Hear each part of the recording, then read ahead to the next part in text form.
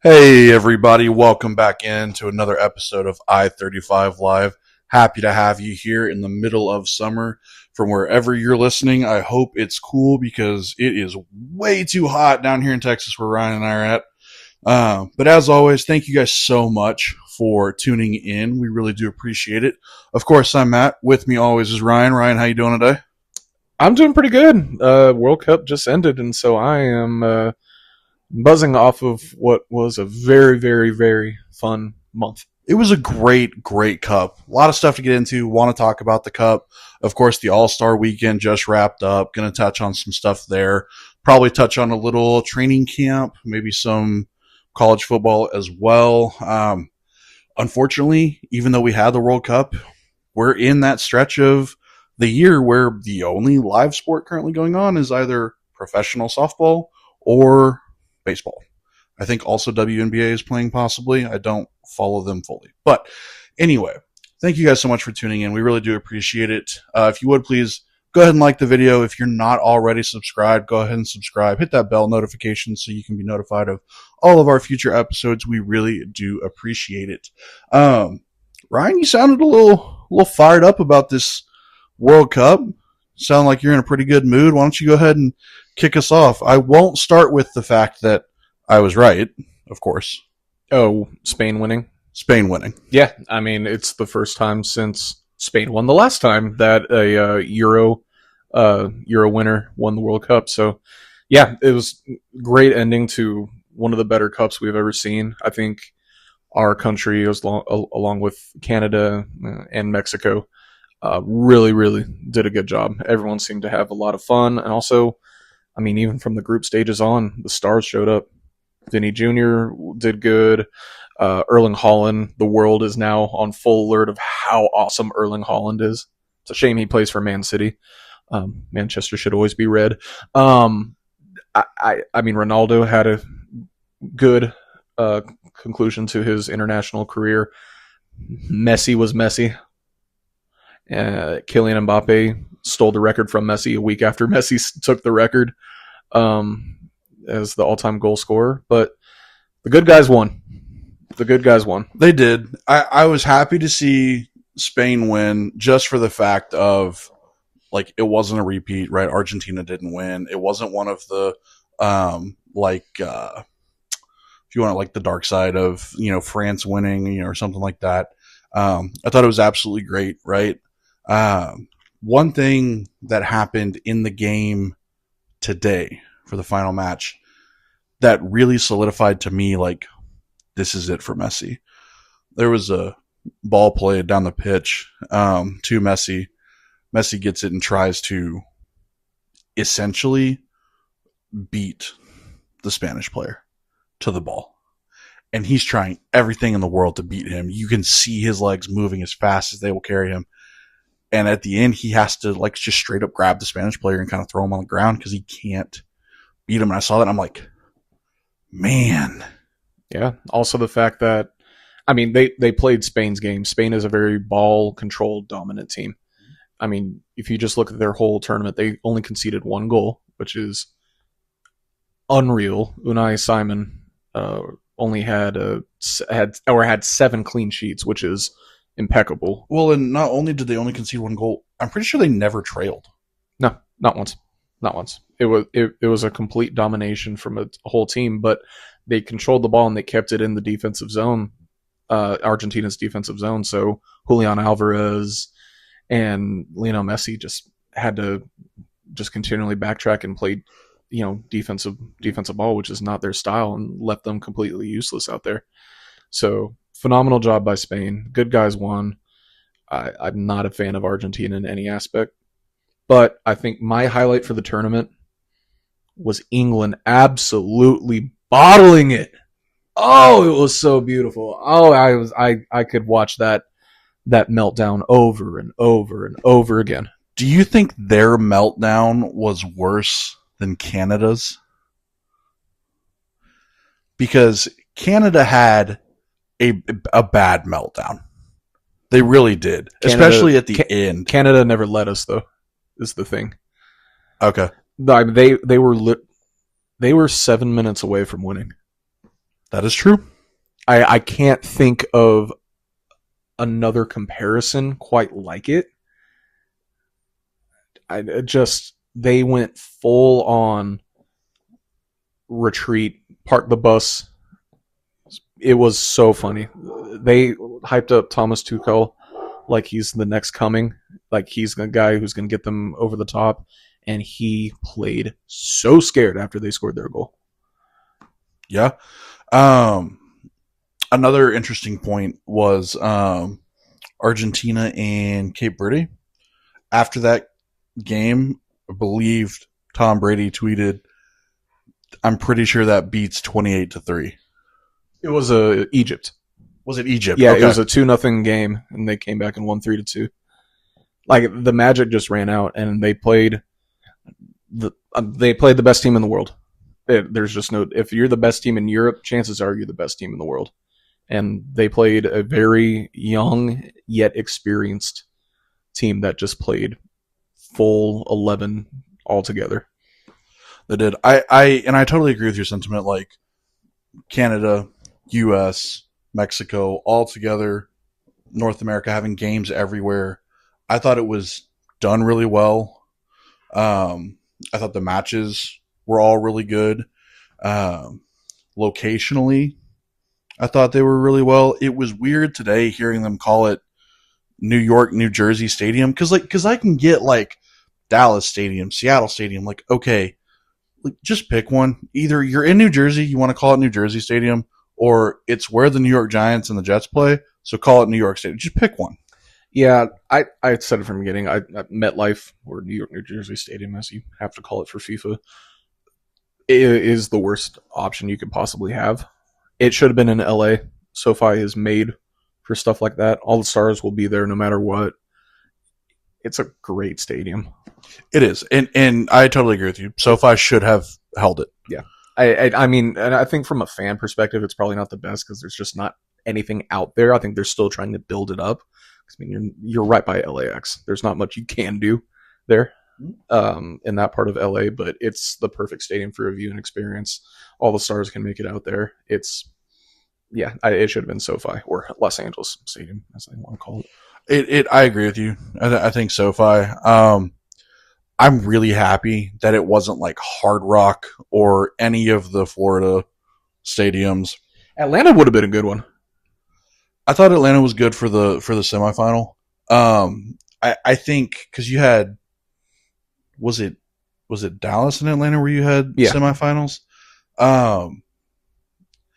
Honestly, and I loved having it here. I think take away our semifinal, give it to the New York, New Jersey one if you have to have one there. Yeah. And then put the final in LA. Yeah, because they're talking about the heat so much. I mean, it's 80 degrees, but I mean, on the field it's probably much hotter. You don't have to worry about that when you're playing indoors in LA. It's true. You don't. They turned the sprinklers on. Did you see that? They do that every game during the hydration break. Oh, okay. Yeah. I straight up thought it was because of the heat. I'm like, I mean, that's all well and good, but what are you going to do if one of those sprinkler heads does not go down and someone toe punches it? It's a great question. Great question. Yeah, I think FIFA probably has that nailed down pretty well. Fair enough. So it was a hydration break for the grass, not the players. Exactly, to make it. But the thing is, which I don't think they fail to realize, as someone who lives in Texas, or people in Florida, you probably know this as well, when it gets wet and it's hot, it's even more miserable. Oh, God. It gets so humid.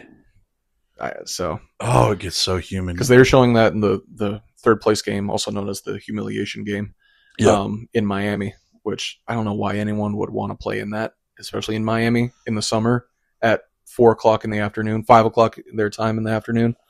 But and I'll tell you what's just as bad as, like, we get it in North Texas, right? And I'm sure they have it, in various parts of the U.S. When you get like a afternoon rain shower, but it's been hot all day, and then the sun comes out after it's done, it's immediately hot again. It's just gross. Yeah, because this time in Florida, it rains for about an hour or so in the afternoon, and then after that, I mean, it's it stops, but those few hours afterwards are just miserable. Right. Like it's just hot and miserable again. So, I totally agree with you, man. I thought great World Cup. Glad to see Spain get it. Thought that was absolutely phenomenal. Thought the red card against Argentina, dude, just flipping up in the air was insane. I mean, Enzo Fernandez couldn't have happened to a better person. He's a flying piece of crap. So I'm glad that he got sent off. So yeah, no, that and I'm trying to argue it. It's always the funniest thing when you can have the most blatant thing ever, and they'll just stand there and the whole team will huddle around this poor referee for 20 minutes trying to plead their case, and he can't understand a word they're saying. So right, it's like stop. Yeah, like just stop. No, we're done. Like clearly it happened. Yeah, just stop. Everyone and their mother saw this man fly 10 feet in the air. Yeah, exactly. So, I mean, it is what it is. Spain gets the win. Absolutely great. Now that the World Cup's over, we get to go back to watching baseball, which is great unless you're a fan of any team in the AL West. Yeah, no, we are looking like the old SEC East. Remember the old where no one really was, like early 2010s SEC East. No one was good. Maybe Georgia would be good every once in a while. Like Missouri was winning. Just, yep. Nasty, miserable. Well, because we went into the All-Star break in first place. We still are. At one game above 500 or two? Half game above 500. Even worse. Or no, we're a game or two above 500. Half game lead in our division. Sorry. That's still just as depressing.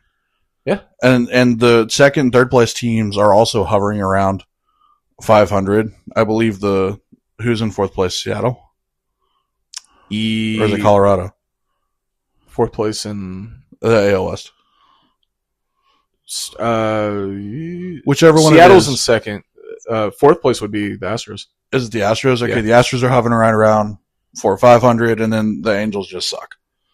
Yeah, Angels are the worst team. We're the worst. Like we're the worst division in baseball. We're the 500 division. It's disgusting. We would be the 9 seed in the NL. So here's my thing with the Rangers. Right, we can talk about the rest of the division if you want to, but here's my thing with the Rangers. Why do we get to 500 and go on a skid, 5 or 10 games, go under, and then turn it around, go on a run, 5 or 10 games, get back to 500, and then it just repeats. The whole thing repeats. It just repeats and repeats and repeats. Why? Why are we so perfectly mid? We went 81 and 81 last year. What did I tell you the start of the year? At best, we were a 500 team. Now, 500 might win us our division. Which you did not think was going to happen. I didn't think it was going to happen. No, because I thought, okay, well, Seattle was a home run away from making the World Series. Mm-hmm. The Astros, usually about this time of the year, are going to make their run. Where they turn it on. Exactly, which kind of surprised they hadn't prior to the All-Star break. It's interesting with the Rangers because unless we're playing our division or a bad team, we're good. Well, and we're good, and Corey Seager and Wyatt Langford have played, 12 or 22 healthy games together in the first half? That's it? Yeah. The guys that we didn't expect to be star players were our best players. I mean, hitting-wise, Ezekiel Duran has been an absolute revelation. He has. Jock Peterson, all of a sudden, is one of the best leadoff hitters in baseball when it comes to power. Jake Berger is just sitting there. He's leading our team in RBI. I mean, guys who we thought would make the jump and be our better players have been non-existent. I mean, Josh Young, I think all around is still probably our best player. But we also DFA Josh Smith. Yeah. Evan Carter is objectively terrible. Well, because the bat's no longer there. Yeah. We still have the speed, and I like to think we still have the fielding, but his bat just isn't there anymore. I have no idea what happened. I don't know if it was the injuries. I don't know if he's in his head because he's so young. I don't know. Maybe the World Series year, he just didn't know what he was doing, and that was the best thing for him. That's fair enough. Jack Leiter has been very good. Yeah, Mackenzie Gore I could do without. I think we got fleeced by the Nationals when we got him. Agreed. DeGrom is still nice to. It's nice to see the name out there. Yeah. In my opinion. What really scares me though is at the end of the year we're going to have to make some tough decisions and let go of a lot of guys that really did us a lot of good. You're talking about Corey Seager. Corey Seager. We might start having a conversation about Langford. Do you think? Really? Can't stay on the field. That's true. With all that, our farm system is so bad. No, it's terrible. We're fixing to go back to. Do you remember after was 14 or 15 the Joey Bats bat flip? 15, and then we won the division again in 16. And then 17, 18 19. 17 through till 23 was. So 17 through 22, which is 5 years. Yeah. Right? And then the 9 years, 8 years from the 90s teams to 2010. 20, well, I was going to say 2009. 2009, mid 08 when we got Hamilton. Is when because the bright spot on that team before we got Hamilton, before we got Kinsler, had been Michael Young and Ian Kinsler, and we'd have like a Gary Matthews, or like how long was Cliff Lee on our team? For half a year. That was it. Okay, we got him in a trade, and then couldn't afford to keep him. Exactly, love that. But anyway, where I'm going with that is we're in the Rangers cycle of. Okay, we're fixing to suck. And then probably around, what would you say, 36, 37, we'll get a good team coming around again. Yeah, we just need a manager who will do that. Which, I mean, Skip seems to be good. Skip's fine. I mean, it's halfway through his first season. Here's my thing, right?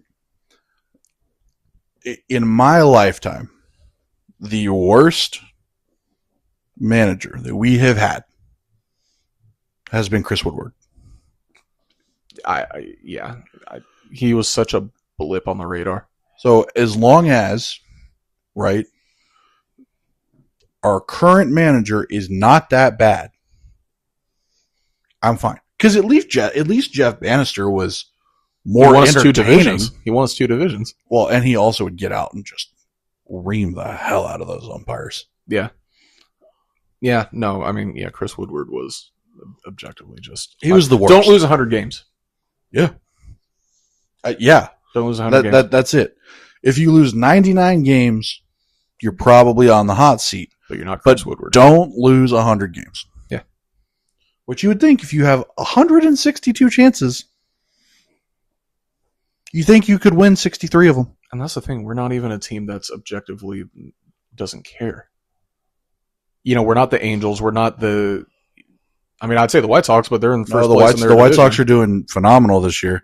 Again, lucking into it. Let's see in 2 years if they're going to keep all these guys. No. Yeah, they're not. Exactly. They're not going to. Diamondbacks are back on a down skid too. Yeah. They also caught lightning in a bottle that year. They just used up all of theirs to beat the Phillies. They did. Which, God, I can't believe Phillies have to be them. They'd be sick. Them losing that over the World Series has to hurt more. It has to. I mean, it was on a. They beat the Braves, who everyone thought was going to win it all.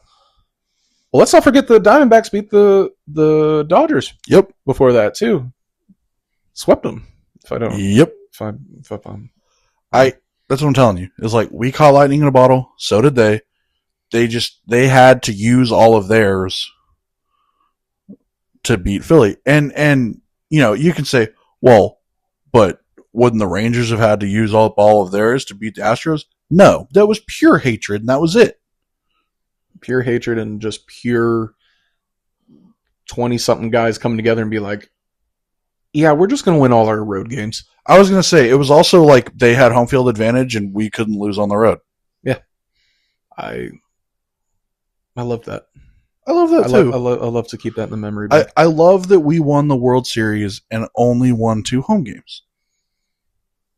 We only won one that year, didn't we? No, we had to Oh, win one at home total. Yeah. because we had to the Orioles. That's right. They had to come here for one. Right. Okay. Exactly. You totally forget that. Like We beat the 1 seed Orioles. We beat them twice in their own ballpark, where Mitch Garver is hitting bombs. God, I forgot about Mitch Garver. Like, okay, game 2, Mitch Garver hits a bomb. Right. Game 1, Jonah Heim throws out. Who did he throw out? Adley Rutschman? Or might have been Rutschman.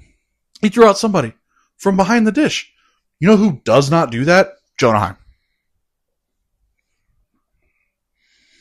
Remember how many All-Stars we had that team? Like All-Star starters? We had 6.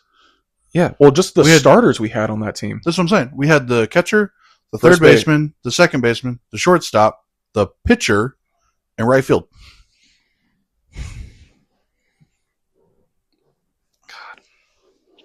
And now we're just garbage again. Now Latz is our only All-Star. Which I'm kind of disappointed that Josh Young didn't get any love. I'm kind of disappointed. I wanted Jock Peterson to go. Just because of the memes. Yeah. I mean, it is a fan vote, and Rangers aren't necessarily the most popular team. I mean, Juan Soto was a starter. Yeah. We're not the most popular. We're not the most popular team, and we don't have the most popular players. No, that's just how it goes. No, we are a team of. Ooh, remember that guy? Well, and that it still hurts me that Josh Hamilton said Arlington's not a baseball town. It hurt me as a baseball fan because I think to a degree he is right. It's a baseball loving state. There's too many Astro fans up here. For one. Maybe it's just because I don't want to interact with them that I don't see it. Oh, dude. Go to a Rangers game where we're not playing the Astros. Look at all the Rangers jerseys. And then go when we're playing the Astros and look at all the Astro jerseys. You think they're all just traveling up from Houston? No. They live here. They just own 2 jerseys. God, I hate them. I think I realize I hate England more than I hate the Astros, though. Which is saying something, because I hate the Astros. Is it because we had the World Cup and we went through America's 250? Yeah, also, it's just so funny. I think it's just that English fans also are just insufferable human beings. They're not all insufferable human beings. They're bad. But I will say they do talk a lot of crap specifically to us about a sport that is the 5th most popular sport in our country. And they haven't beat us in a very long time. Oh, they're not? That's really funny. We tied the last 2 times we played in the World Cup, we've tied them. That's funny. Yeah, so they can't even beat us in their own game. England. God, I hate them. That's so funny. Season your food for once in a while. Have you seen? Okay, let me just. I've been there. No. I know you have, but I'm saying, let me totally sidetrack off sports. Have you seen all the stuff on social media about like fans from Europe and stuff coming here and experiencing like American food and like portion sizes and free refills and all this other stuff? I saw this one. This guy came over from England, experienced all this stuff, and went back, and he goes, "Okay, I'm going to be honest. This is bullshit. We have nothing here. I'm supposed to go back to eat beans on toast after I just had everything I just ate in America? I can't do it." They used to run the world. Again, the slogan, the sun never set on the British Empire. And most of it was for spices and seasonings. And they refused to use it. Oh, that alone is enough to hate them. Also, I think as an American and having a little bit of Irish blood in me, my son being incredibly Irish, my hatred for them grows every chance I can. Every chance I see that Listen, that Red Cross, I hate them. listen. They lost me at mushy peas. They think it's a delicacy. Peas already, unless it's in like fried rice, aren't good. They have. Went viral a year ago, but it's still a thing. They have baked potatoes, or they call it jacket potatoes. They Jacket potatoes. jacket potatoes Okay, is what they call it Why? because they're British. But they put on it tuna and beans. Tuna and beans, as they call it. And if you no, hang on. No, hang on. No. Okay. Tuna does not belong on a potato or really anywhere near a potato. I don't know that I would want to eat French fries with tuna. Okay. Tuna belongs near a potato in one single instance. It's if you have a tuna melt and potato chips. Yeah. That's it. But not even French fries. Not in a jacket potato. And then here's the other thing. What beans? Because I know they're Heinz not beans. that's what I'm saying. I know they're not putting Restall beans on it. No, they're putting Heinz beans on it with like a garlic butter that's been sitting in a pot for. No, stop it. Just stop it. No. Never mind the pie and mash with stewed eels. Well, and they don't they call biscuits aren't biscuits over there, right? So biscuits are cookies. Cookies are they're not crisp. Are they crisps? I thought crisps were chips. They call them because they call French fries chips. Chips. Oh my god, what do they call? Well, they call our biscuits scones or scones. See, and that's here. Hang on. Here's the other thing, because we have scones here. Like they're trash. Scones are trash. Well, but here's the thing: we have scones here, so we have biscuits, and it's like just like buttery, flaky biscuit. Put sausage gravy on it. That's I'm basically quoting like that Brad Pitt interview from whatever movie he just did a couple years ago. Like why? Or you split it in half and put like sausage, egg, cheese, bacon in there, like, and make a little breakfast sandwich. Like I don't get it, man. The mushy peas thing is weird. Now jacket potatoes, hearing about that's weird. I don't like that. And I get it, right? Because their cuisine is totally different from ours. And they're on a... It's not... They still eat like they're in the middle of the war. Which war? The one that we had to save them from. No, but see, get it? Because they started basically every war because they like owned the world. The most recent one where we had to bail them out. The Second World War. Got it. Well, I can't get over the tuna on potatoes thing, man. Canned tuna on a not like a fillet of tuna or like ahi tuna for sushi. I can show you the video of it later. You know what? Oh, you can do that later. I don't want to. Sometimes they call their biscuits or their cookies, also known as digestives, which they're actually not bad. I will say digestives or shortbreads. I'm sure they got some pretty good sweets over there, though, no? I will say their chocolate is far superior than to ours. It's not even close. Well, because, we have, two good chocolate brands here? Also, all the different preservatives. Also, they get, that's the thing about Britain, is they're so close to Europe, they get all the good, foreign people to foreign countries, like French cuisine and Italian cuisine is very easy to get up there. Over where... Because they have, what do they call the subway? The tube. That's it. Because they can, but you, by train or whatever, and you're on there for a half hour or a couple hours, right? And you're in another country with a totally different dialect, totally different language, totally different cuisine, totally different way to prepare things. And here where we are, it takes you a minimum of 2 hours just to get out of the state, and that's the least amount of time just to get up to Oklahoma. Yeah. Do you know what Britain's national dish is? Is it not beans and toast? Nope. If you tell me it's boiled chicken, I swear. Yeah, you're close. Is it really close? No. It's Oh, I was like, dude, no. tikka masala. What? Because they owned India. Oh. No, I didn't know that. Yeah. And I think if you would have given me 10 guesses, I don't think I would have guessed that. Because they eat curry. They eat lots of curry. They get a Chinese takeaway. They put curry sauce on all their food. Takeaway? That's what they call to go. They'll get like to go bags of like chips and like fried rice, and then they'll put curry sauce on it. Because you take it away. Take it away. Or get a little spice bag in it. Spice bag, like from a crawfish boil? No, that would be too much flavor. No, they.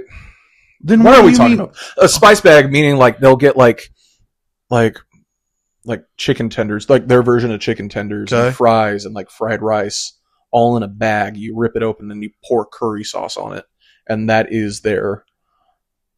Okay, well that's interesting. Because again, they don't season their food, so they have to pour sauce all over it just to have an ounce of flavor. So I get it, right? England has some interesting different foods, but you know what they don't have?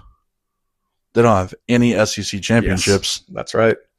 Also, it's been 6 years since they've won the damn thing, and it's going to be another 4-year wait. So, screw you, England. Football, it's not coming home. Okay, let's talk about actual football. Yeah.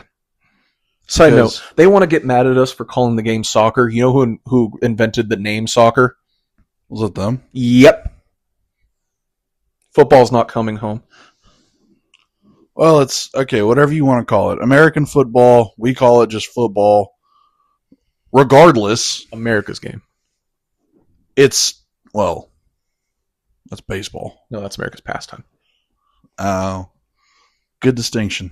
It is a good distinction. I like that. That's good. Nevertheless, this is the back half of July.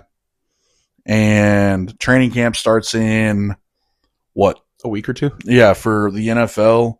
I'm sure some coach somewhere in the realm of college football is already holding non-mandatory practice and not logging those hours somewhere.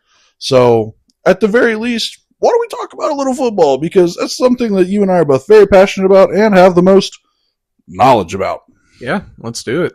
So, I think what we should do first is, because everybody hates it, so why wouldn't we talk about it, right? ESPN came out with their PFI top 25 like rankings or whatever.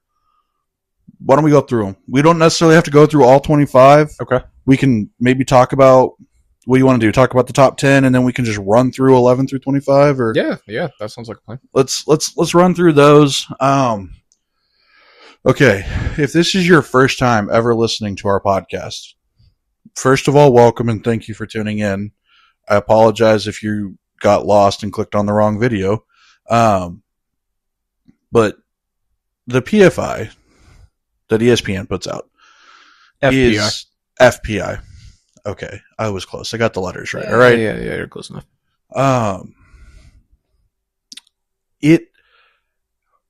It's not even going to be close to the AP's rankings. No, it's not. I would argue that the back 6 teams, somewhere around there, may not even be on the AP's final 25 for preseason rankings, right? So it's going to change. The positioning's going to change. So don't put too much stock in this. But nevertheless, they have enough teams in the top 10 that Ryan and I can talk about them and talk about them at length. So let's start with number 1, right? I'm pretty sure it's going to come as no surprise to absolutely anybody. It's the Ohio State Buckeyes. Yeah, looks like they have them, we'll round it up, 29 points above average is what the FPI essentially ranks. Got it. Just their 4 receivers alone, 2 of them coming freshmen, but You add Brock Boyd and Chris Henry Jr. to already a great receiving core that has Brandon Innes and the absolute monster that is Jeremiah Smith. I totally agree. I will say real quick shout out. We are a DFW Metroplex area centric show. Shout out Brock Boyd coming out of South Lake Carroll. Dog. Absolute dog. I'm so excited to watch him play. Absolute dog. He's going to be insane.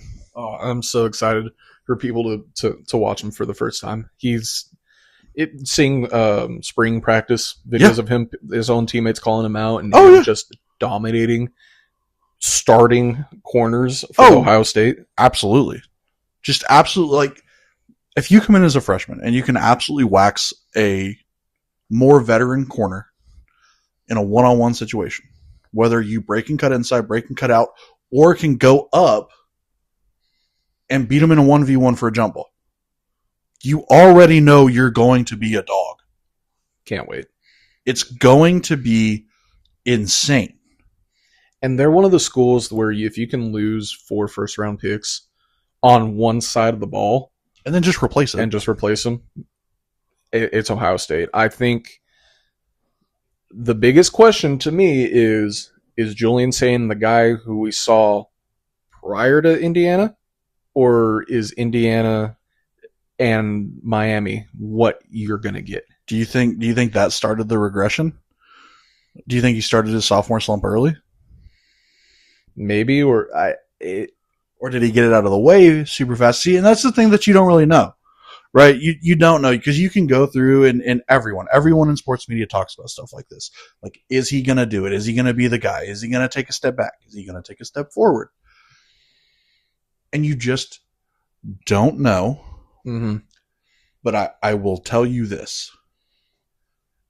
If he plays at all on the level he played at before Indiana last year, all 4 of their receivers will have 10 touchdowns apiece. Minimum. I wouldn't be surprised. Minimum. That's not hyperbole either. I think he has it. I think it's a big wake-up call. I don't think it will affect him mentally like many pundits would imagine. I do think he's going to be right on track. Now, another team who has a questionable quarterback is number 2 on the list, Texas. So all right, hang on. Just let me all right. First of all, we are number 1 in Warby Parker commercials. All right. So let's just get that out of the way first. Number 2, you're right. Yeah. It all comes down to what Arch Manning are we going to get? Because we had a good offense and a great defense last year. And I would argue, from what we lost, what we have promoted, and what we've brought in through the transfer portal, both sides of the ball are better. So it comes down to, what Arch Manning are we going to get? Are we going to get week 1 through 5 Arch, who couldn't really make a decent decision, was throwing home run balls too often, couldn't complete a pass inside 15 yards, was running more than he should have, and flexing over Sam Houston State players? Like, are we going to get that Arch? Yeah. Are we going to get the Arch that dominated Oklahoma in the Red River Shootout, dominated A&M, dominated A&M, dominated Michigan in the bowl game, Cheez-It Bowl? And yes, I understand that objectively what I'm fixing to say is going to sound really funny, but just let me. Yes, it was Mississippi State, and yes, it was Kentucky, but it was still a situation where you have to lead a comeback in the 4th quarter, tie the game, and then go win it in overtime, and that happened. Yeah, I'm not trying to say like, oh, we came back and tied it against Notre Dame and beat them in overtime, right? That's not what I'm trying to say, but it still was a situation, yeah, where those college athletes are good enough to be starting on an SEC team, meaning you still had to go and beat those teams on the road and do something like that. So if we get that Arch Manning, I'm not going to sit here and scream national championship from the hilltops, right? But if everything comes together, if Arch is the quarterback we know he can be, our offense is better, our defense is better, Sark doesn't make any kind of bonehead play call. You know, we have Will Muschamp coming back as our DC. If that clicks right away, if all of those maybes, if those dominoes fall the right way, we're going to be a damn good team, and we're going to be really hard to beat. Yeah, I think a lot of projections are showing them as a 9-10 win team, which you get 10 wins in the SEC, you're going to make the playoff, especially with the schedule that they have. Yeah. If we get 10 wins, we're going to the playoff. Yeah. I do agree with that point. Yeah, they are. It seems to be like this is Sark's Texas. Will they or won't they? And it's been pretty much won't they? It has been. For most of his tenure. I mean, he had a team that made the 4-team playoff, and he had a team that was in the semis the year after. Well, and but who was quarterback? Well, it was Quinn Ewers. Quinn Ewers. But let's also remember, like, he started 5-7. So there's that. Yeah. You know, and then he's taking shots at Texas Tech, which you don't need to do, right? We didn't need to be in those headlines. They clearly were going to screw this up themselves. Mm-hmm. We didn't need to help them. Yeah. Anyway, that's beside the point. If the dominoes fall the right way, we're a good team. If things don't mesh, if players don't play to their full potential, I personally think our floor is 8 wins. Yeah, I can see that. I can see that being the case. I will say they're pretty much a shoo-in for a 6-win season. I would hope so. Yeah, I'm just saying. There's that. They have a 70% chance of prediction to make the playoff. Well, because we have, what do we have? It's a top 5 strength of schedule. Yeah, so that's going to help them. So, I mean, that's going to help them. We have a top 5 strength of schedule. If we go 9 wins, but all of our losses are to top 10 teams, I think we can, and I mean squeak into the playoff, but they would have to be like very convincing wins and absolutely devastating last second losses. Yeah. You know what I mean? Yeah. If we get blown out by any team, there's a good chance we don't make the playoff. Just straight up. Yeah. Unless that's our only loss. Yeah. I can see them weathering one blowout, which a lot of teams have in the past. But I think it's going to be a little bit harder. I will say this as well. With how good the Big Ten is. I will say this as well.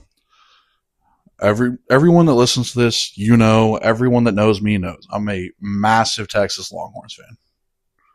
The most Texas thing to do this season is to come out, decisively win against Ohio State, right?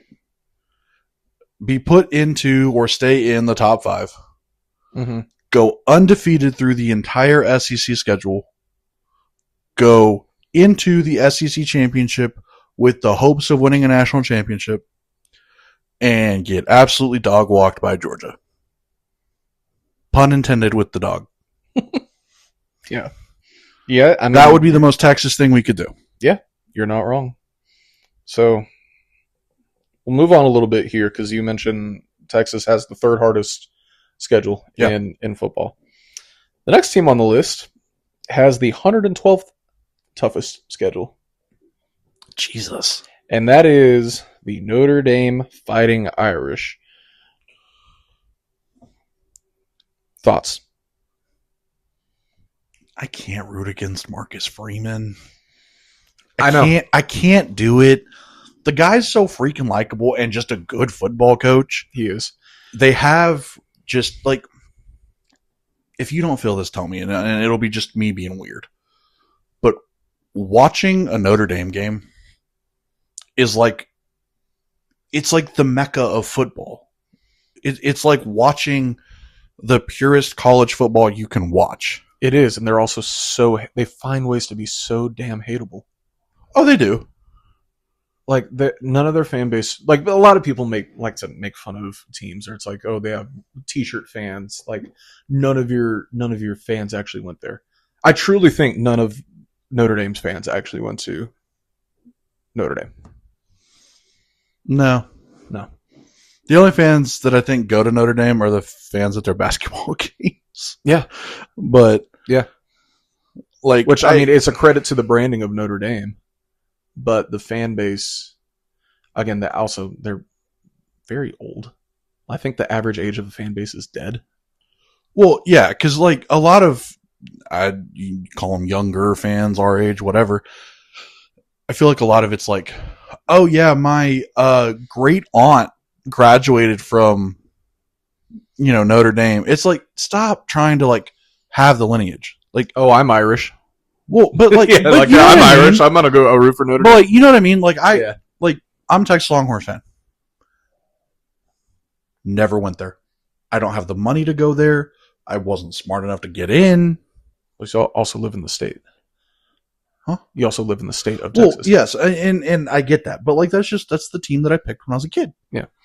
Right, and so I just continue to root for them. How many people who say they rep Notre Dame can truly point out South Bend?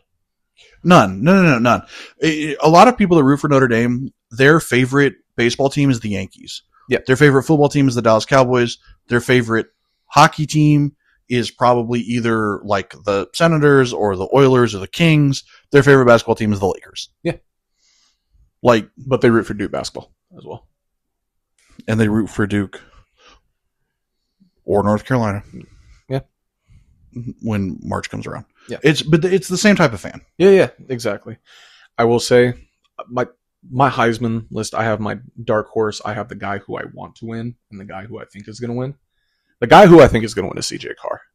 He was a very good quarterback last year. I totally agree. I think he's going to make the leap forward. I totally agree. I totally agree with that. The thing is you, if you're a college football purist, if you're a fan of the sport, you watch Notre Dame to watch the team, to watch the coach, to, up until this last year when he retired, watch Lee Corso dress up as a leprechaun.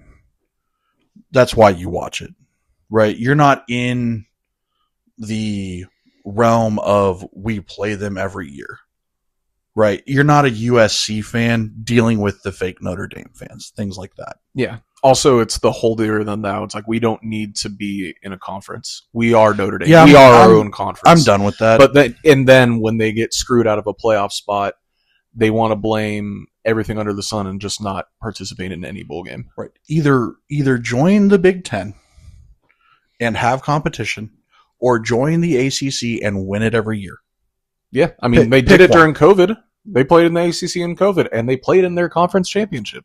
But that's what I'm saying. It's like pick one. Pick one. Yeah. You are in where you are in South Bend, because regionality doesn't matter anymore. Hell, if you want, go play in the Pac-12. Just pick a conference, and you will have exponentially larger chance of getting in the playoff. It's just when you have NBC all to yourself, you have a media rights deal all to yourself. It's so lucrative. I get it. Big Ten didn't want them way back when, 100 years ago. So they made their own thing, and they've never let go, and it's worked for them. But I think the way college football's going, that luck, pun intended, is going to run out. I still maintain, and this may not happen in our lifetime, but I still maintain at some point there will be 4 super conferences in college football. It will be divided into 4 sections, and it will be the Big Ten, the SEC, the Big 12, and the Pac 12. Yeah, I think you're right with that, or maybe 2 super conferences with 4 regions total. And you could do that. Yeah, right. You could have Big Ten, SEC, and then Big North, 10 South, East, West. Yeah, Big Ten can take the Big 12 or just kind of split it up how and they you want just to. and you just have different divisions, if you will. Yeah, because it's like it will turn into the NFL, where again regionality doesn't matter, and like Texas is going to end up in the SEC East, right? But Florida will be in the SEC West. Yeah, it will be something like that. Yeah. Okay, we'll just go through the rest of the top 10 here. Okay. Tell me anything that peeks out to you. Okay. 4 we have Oregon, 5 Georgia. Oregon maximum 2-loss regular season. Yeah, they're gonna have the most Oregon season ever. They will. Georgia SEC championship. Indiana. I'm gonna doubt them again. I'm gonna doubt SIG again. I don't think they make the Big Ten championship. I just don't. I got severely burned last year. I get it.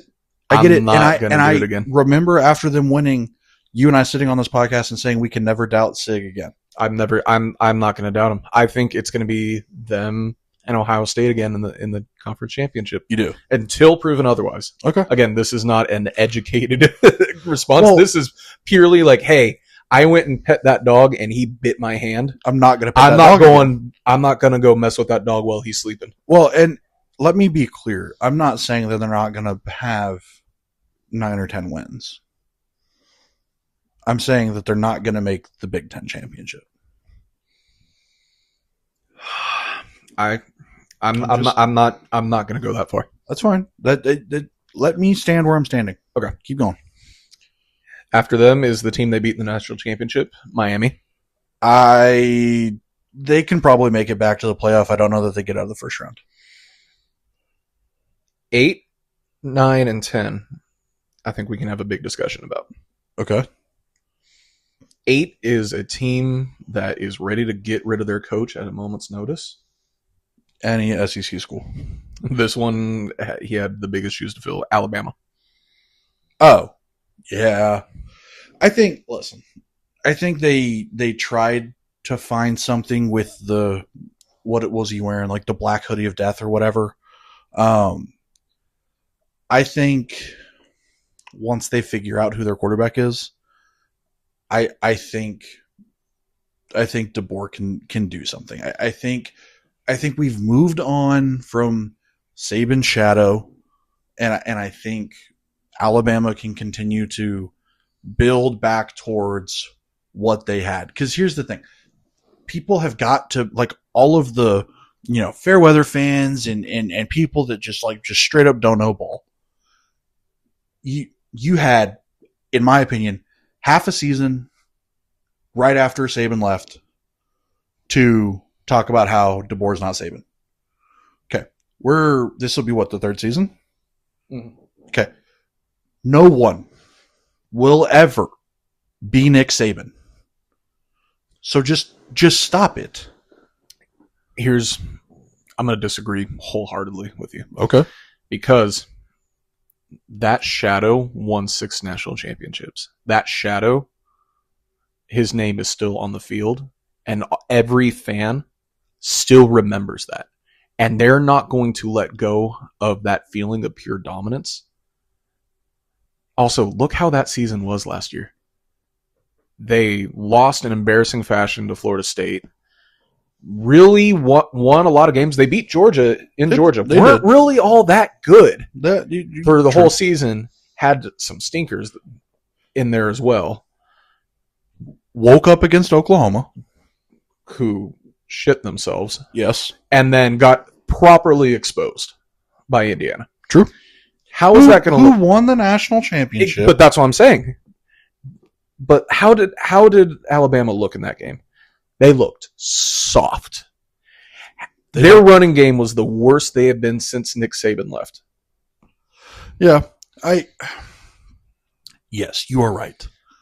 But again, and I don't mean to call you a pundit, But you just did it where you're comparing it to what Saban would have done. But that's the thing. That is what they're expecting.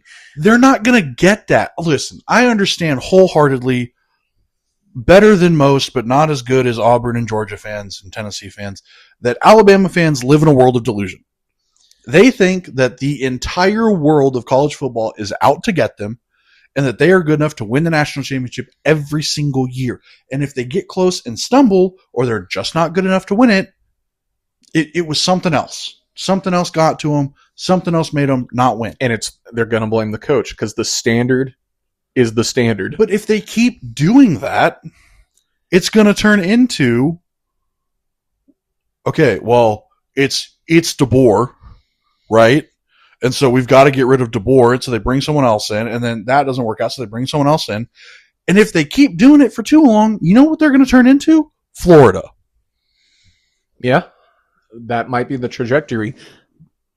I'm saying all this to say, if there's one thing that I think DeBoer is banking on to save his reputation in the SEC world and with his fan base, it's going to be Keelan Russell.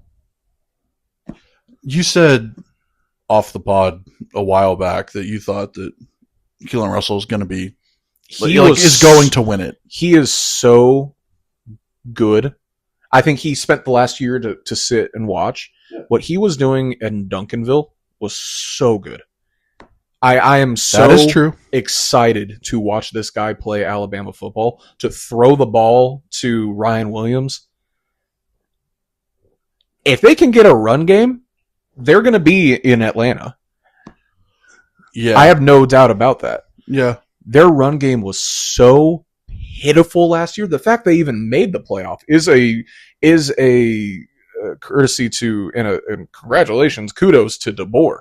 I think to your point, his fan base needs to give him credit for that. But they also need to blame him for how bad that offense was. There was a lot of teams that didn't have a good run game last year. The fact that it wasn't Alabama. I know, but there were a lot of teams that didn't have a good. We didn't have a good run game. A&M didn't have a good run game. Did y'all win a national championship? That's what I'm saying. Like that's you need to have that. No, yes, I know. That's the point that I'm trying to make. Yeah, is there were a lot of teams other than Alabama that did not have a good run game. I think it's just so shocking because that is because we're coming off dynasty hangover. That's what I'm saying. It's the standard. The standard is the standard. Is the standard. And I completely agree with that. And I completely agree with you in the fact that that's what the fans expect. I'm not discrediting that at all. You are 100% right.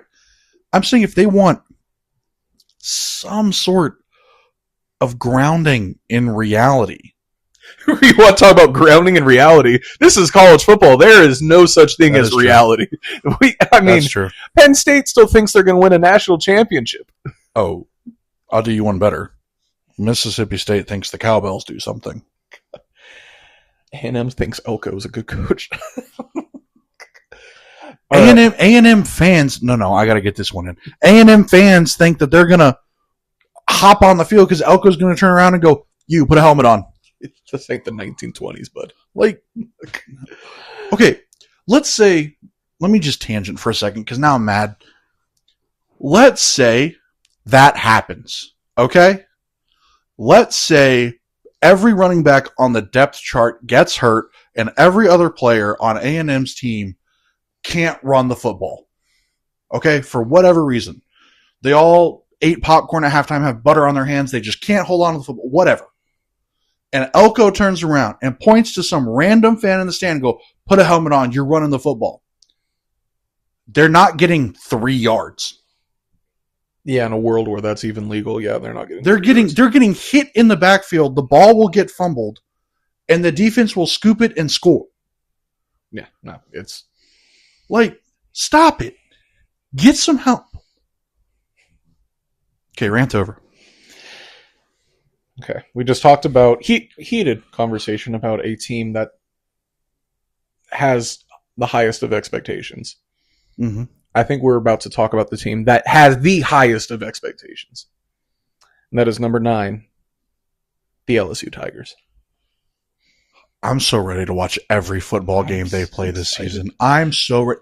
Ryan, I'm telling you, and I said this before they brought in Coach O, and especially now that they have him, this team has to win the national championship.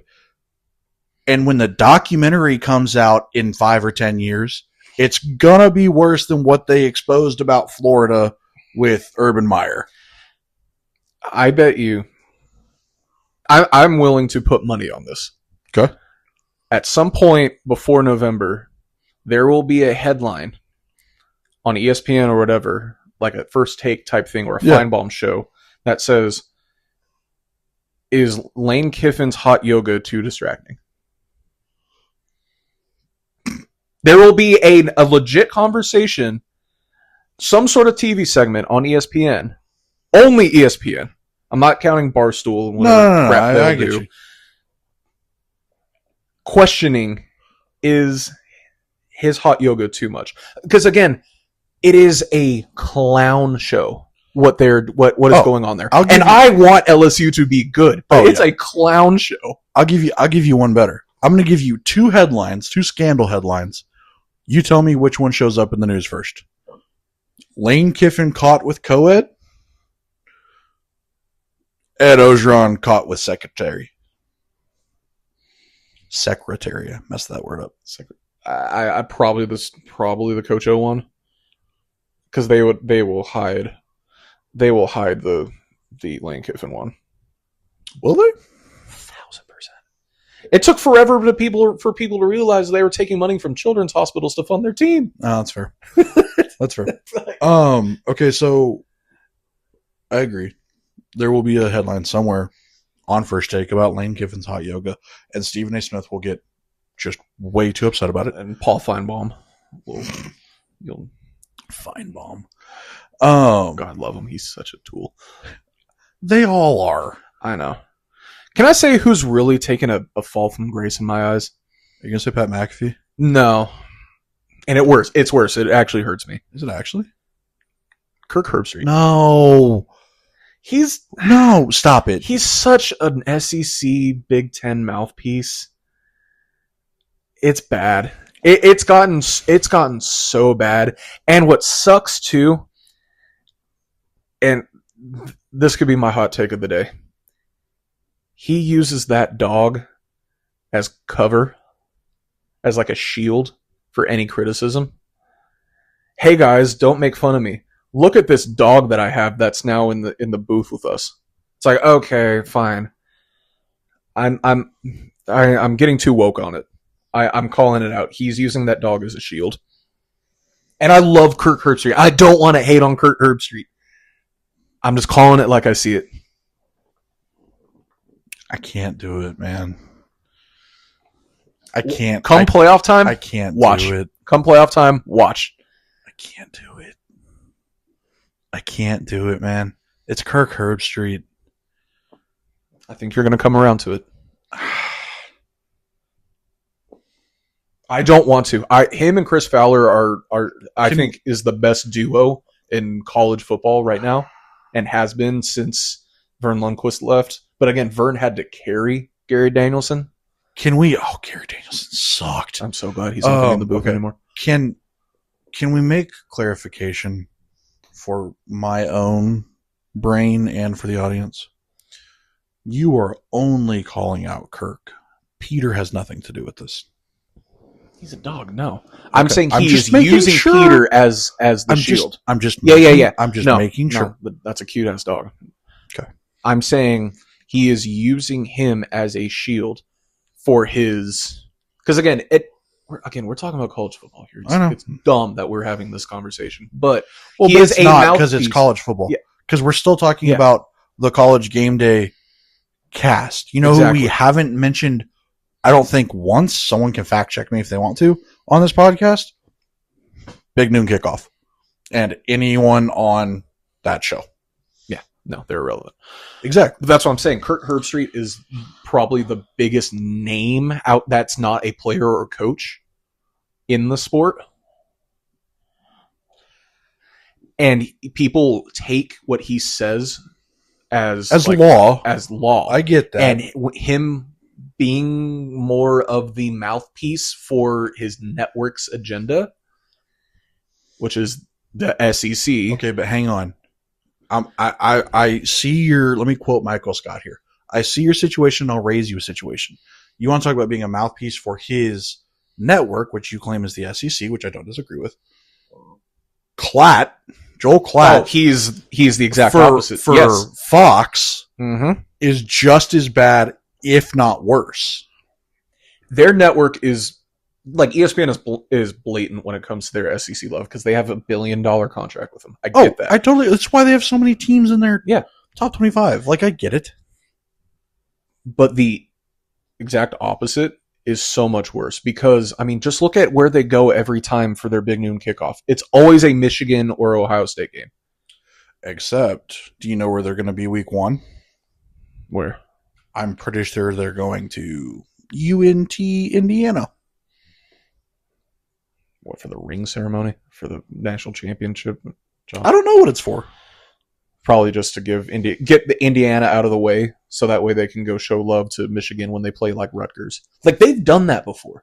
Or they go to do a Michigan game. Big Noon doing a Michigan game. Did they do, am I making this up, last season or 2 years ago, did they do a Minnesota-Iowa game? I have no idea.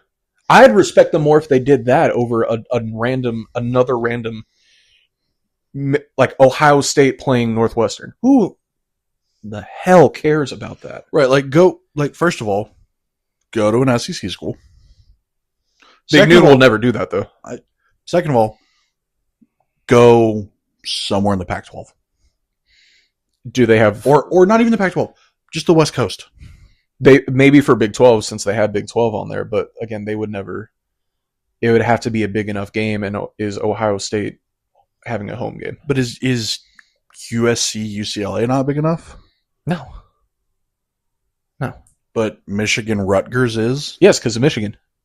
That's what I'm saying. That's what I'm saying. But then Joel Klatt will fight back on that and say, no, Big Ten is actually better. Big Ten is actually better. He has that right. Over the recent years, yes, you are from absolutely correct. The top, yes, I think SEC is still much deeper. I've said this for years. I would take the 7th place SEC team over the 7th place Big Ten team. Exactly. Like, the SEC is much deeper. Mm-hmm. I totally agree with that. But you are right. When you get to the top, it's been the Big Ten. It just has. I want to give you a quote that was in Media Days this past week. Okay. And I want to get your just reaction. A coach, and I'll tell you who it was, said that if you look at top to bottom, he truly believes that his conference is better than the Big Ten. This was Pat Narduzzi of Pitt saying the ACC is better than the Big Ten. I'm convinced that there's some ACC teams that couldn't beat like a really good high school Texas team. Boston College. Which sucks, because I love Boston College. But like it's just what quote is it? I can't remember what show or movie it is, but it's like it's Seinfeld. George Costanza says, "It's true. It's not a lie if you believe it." Yeah. So I mean, but again, what you're just asking to get clowned. You're asking your team and your fan base to have to sit there and the whole conference to sit there and be like, why'd you say that? Can I tinfoil hat for a second? Was that the goal? Because the ACC is never talked about? Is that the goal? I mean, where Pat says this, and then we get to week 0, week 1, and the ACC games have a jump in viewership? But no one's going to sit and run to the TV game like, we got to stop all our plans. Pitt is playing. No one is doing that. I don't even think Pitt fans are doing that. I'm going to be really honest. Just because they haven't been relevant for a while, the only use that Pitt serves me in my life is I see the Pitt name and I go, I haven't heard anything about the Steelers in a while. Because they play in the Steelers stadium. But they don't have their own stadium. Right, but you see what I'm saying? Yeah. It's like that's the only, they serve as a reminder that the Steelers exist in NFL. Like, I will say, low-key, they have probably the greatest alumni of all time. Pitt. Yes. Okay. Tony Dorsett, Larry Fitzgerald, Aaron Donald. Dan Marino. That's pretty good. But again, that's the only love I'm going to show Pitt, because what an asinine thing to say. Yeah, it was. For a middle of the pack yes. ACC team, be like, oh, our conference is better. It's like, that's not going to get you any brownie points. The top to bottom is what's getting me. The top to, because the bottom is Bill Belichick at North Carolina. Who in the Big Ten could Pitt realistically beat? They're not beating Ohio State. They're not beating Michigan. They're not beating Indiana. They're not beating Oregon. That's 4 right there. They're not beating Penn State. That's 5. Rutgers. Okay, let's Northwestern. Purdue. You're scraping the bottom of the barrel. I'm aware. You asked the question. That's what I'm saying. I know. That's what I'm saying. Like, hey, giving you the answer. Hey, like, how about you shut your mouth there? Pipe down. Yeah. Like, let's cut it out here. You won the ACC when Kenny Pickett was there. Congratulations. It's got you nothing. Well, and where's Kenny Pickett? Did he win a Super Bowl with the Eagles? Okay, let's not. I know. I'm that's what I'm saying. That he's a power backup. Side note. Actually, let's talk about number 10, and then I have a question I want to ask you. Number 10's okay. I'm gonna take a shot in the dark here. You said, is it a Texas team? Yes, I believe it is Texas Tech. It's either Tech or A&M. It has to be. Yeah, it's Texas Tech. Okay. After all the Brendan Sorsby crap, who's the kid that tore his ACL? Will Hammond. Yes. If he comes back totally healthy, has zero problems with his knee going forward, that roster is still talented enough. They could absolutely go win the Big 12. Right. It's not like did I like the Brendan Sorsby stuff? No. Did I like all the judges and injunctions and all that crap? No. Did he cause it himself because he told on himself? Yes. Am I being really honest when I say, could he have screwed up and lost the job to Will Hammond anyway? There's a chance. So he was never going to lose that. They paid him way too much. Okay, that's fair. I'd forget with the NIL stuff, but I mean, like, it's the Big 12 is scared of playing Brendan Sorsby. Like the SEC and the Big 10 are scared of playing Brendan Sorsby in the playoffs. Like walk me through that. You know what I mean? It's Brendan Sorsby, one, because I think Cincinnati was decent enough, and I think he was a big part of it, because Cincinnati wasn't supposed to be anything. But you put a decent quarterback with a great roster, and you get basically what they got last year. I mean, Barrett Morton was a decent quarterback, and they made the playoff. They did, and then lost. I think that is Texas Tech's ceiling. I think that's just what it is, and I think a lot of it has to do with which is so counterproductive to the way they think, is they need to play actual tough competition, but they think their way to making the playoff, which is dumb because they're going to win the conference championship anyways, is the easier the out-of-conference schedule, the better it is. But that's a conversation we could have next month. Okay. I'd like to go on a rant about the stupidity of that. Okay, last thing that I want to bring up now that we're over the top 10. Who's the dumb JMU school that gets in the playoff this year?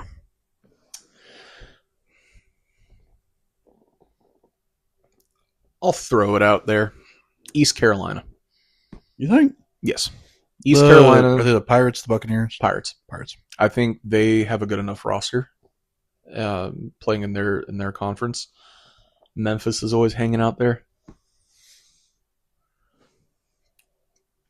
Is it wrong of me to say an ACC school?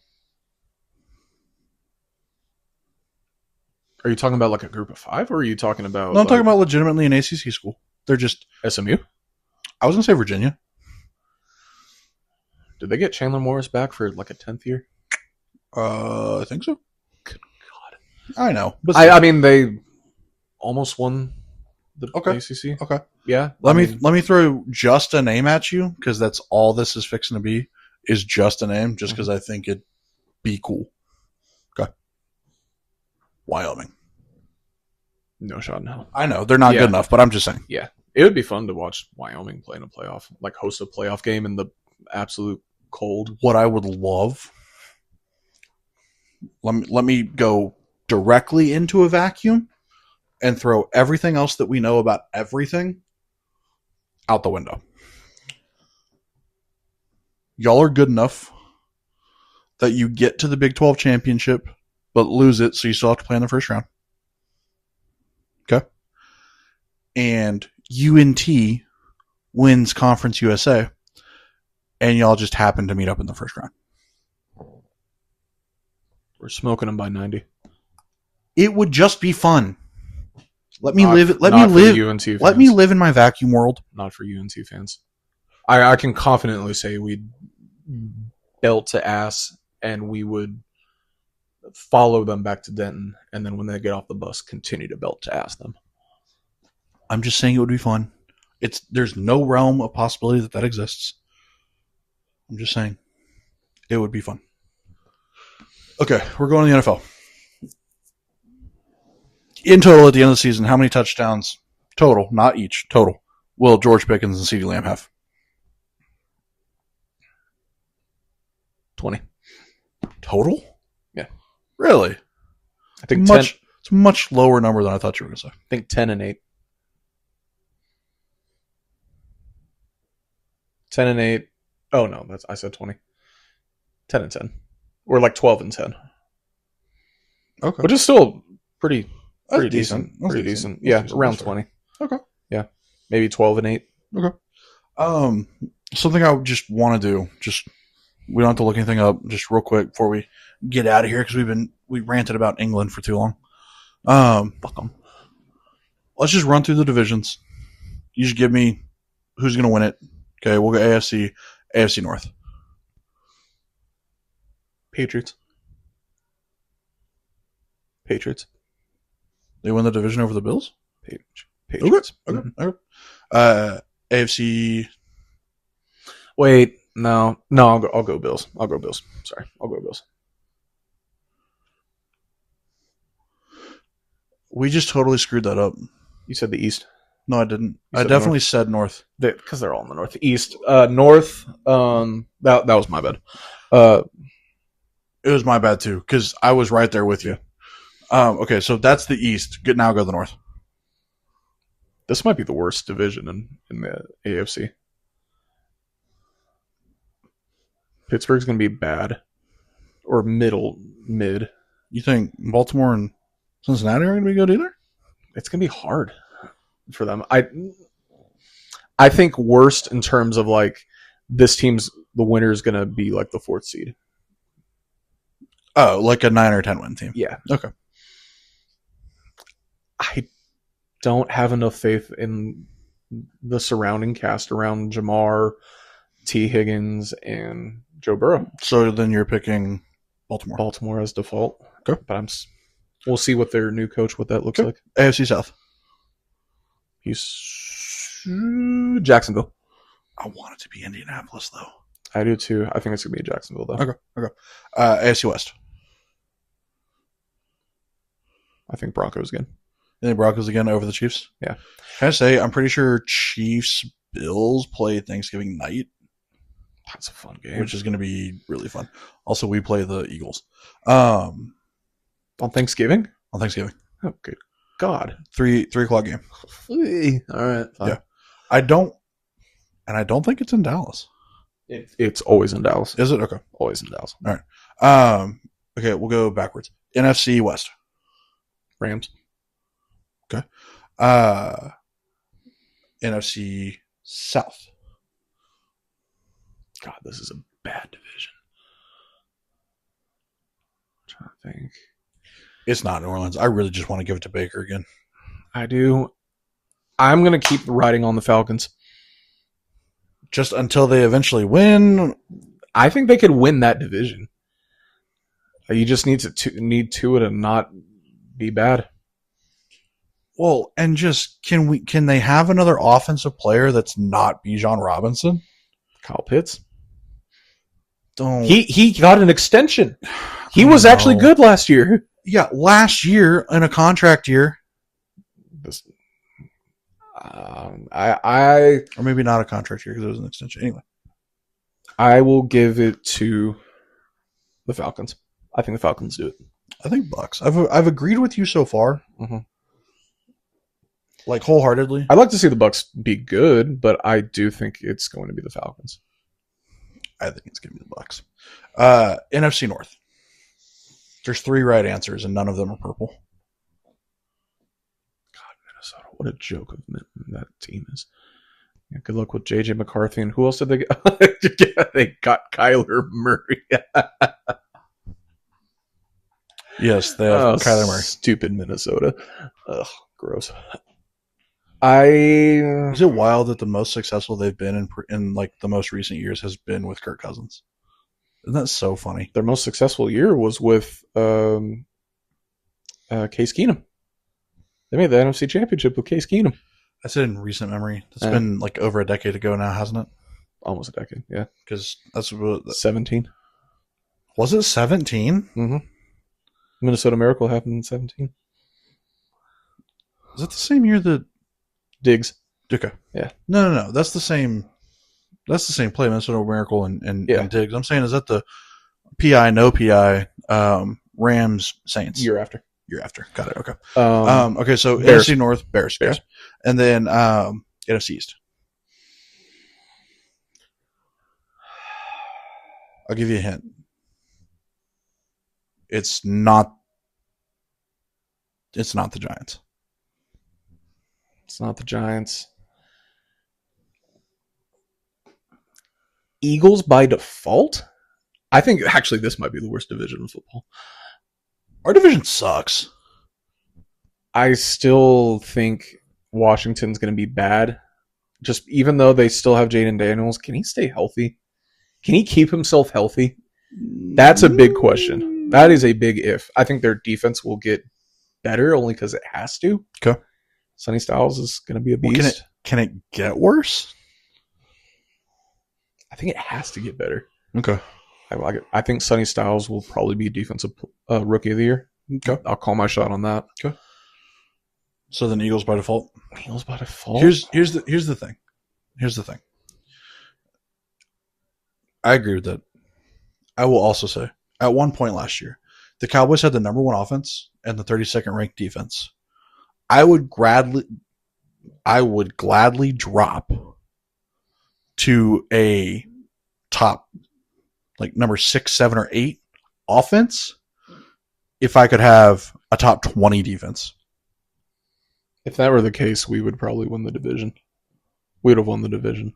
I know. That's what I'm saying. Yeah. It's like that. That's what has to happen. And it's a freaking crapshoot. You have no clue what's going to happen week to week. None. Yeah, this is going to be battle to whoever plays the 5th seed. Whoever ends up. Right. Congratulations, you have to play the Seahawks in the playoffs. Like, this is what it's going to be. And did you see Dak at? I don't remember what he was at. He was being interviewed by something, and he was like, "I don't think a Super Bowl expectation is unrealistic or unfounded." What do you? We haven't been to the NFC Championship in 30 years.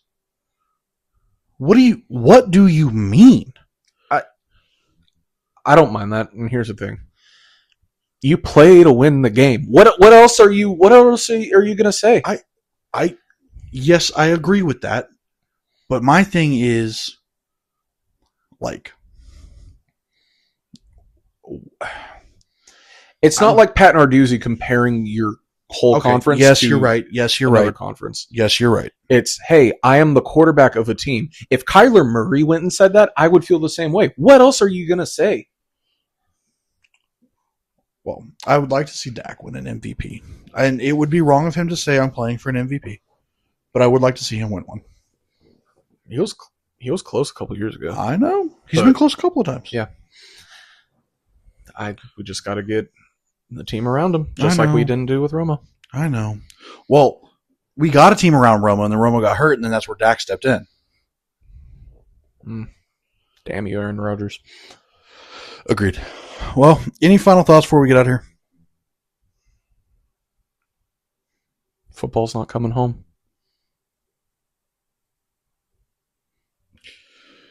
Any thoughts that are not directly shots fired at England?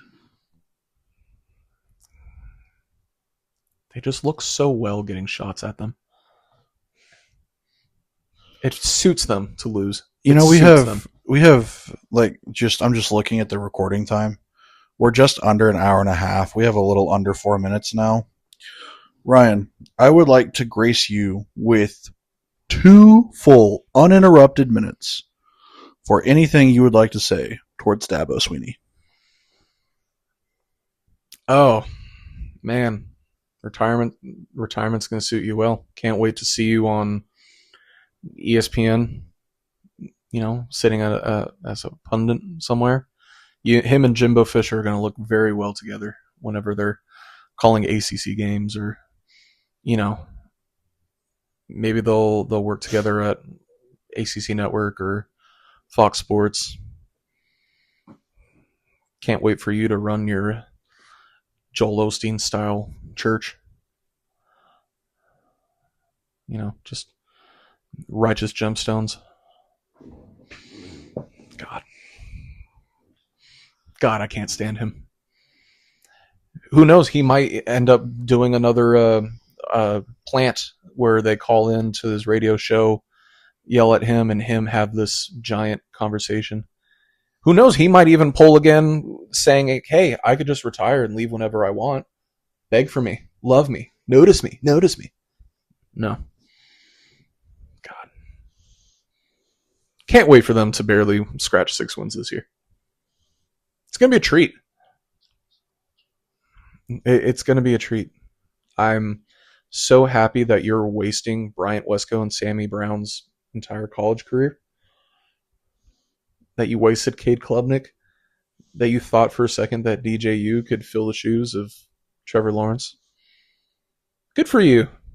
Good for you. Last thing, and we'll get out of here just because it popped into my head. Whit Weeks, SEC Defensive All-First Team? And is he an All-American? Yes or no? All SEC. Not All-American. Okay. I love me a Whit Weeks, but he's not. All right. Well, with that, we're going to get out of here. As always, thank you guys so much for tuning in and listening. Please do us a favor, like, subscribe, hit that notification bell. Leave us a comment down below. What you liked, what you didn't like, what you want to see us talk about, what you don't want to hear us talk about anymore. It really does help us write the show, so we really do appreciate you guys. Again, thank you so much. As always, I'm Matt. I'm Ryan. You guys have a great, great, great rest of your summer. Hail Jeff.